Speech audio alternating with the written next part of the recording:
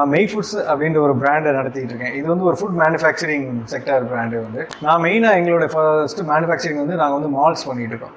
மால்ட்லேயே பார்த்தீங்கன்னா beetroot malt இருக்குது, carrot malt இருக்குது, ஏபிசி மால்ட் இருக்குது, அப்புறம் வந்து டர்மரிக் மால்ட் அப்படின்னு இருக்குது, டர்மரிக் மால்ட், அது போக மாமாஸ் மால்ட் அப்படின்றது அது வந்து ப்ரெக்னென்ட் லேடிஸ்க்காண்டி மட்டும் ஸ்பெஷலாக பண்ணிகிட்டு இருக்கோம்.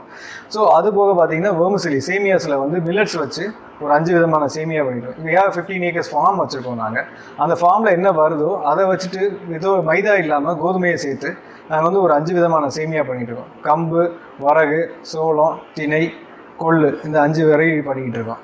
அதோடு சேர்த்து வந்து நாங்கள் வந்து ஒட்டன்சத்திரம் பக்கம் இருக்க தேன் எடுக்கிறவங்க இருப்பாங்க, அவங்களோட போயிட்டு நாங்கள் வந்து pure mountain honey, wild Honey's collect பண்ணிகிட்டு இருக்கோம். பொதுவாக தேன்னாலே வந்து உங்களுக்கு பெட்டி தேன் தான் நிறைய வந்துகிட்டு இருக்கு. ஸோ பெட்டி தேன் வந்து நல்லதுனாலும் ஸோ மவுண்டைன் ஹனியோட பெனிஃபிட்ஸ் வந்து அதோட நியூட்ரிஷன் வேல்யூஸ் வந்து ரொம்ப ஹெவியாக இருக்கும். ஏன்னா இதில் வந்து பார்த்திங்கன்னா நம்ம எந்த ஒரு ஃபுட்டும் நமக்கு தேனிக்கு கொடுக்க மாட்டோம். வந்து பெட்டி தேனில்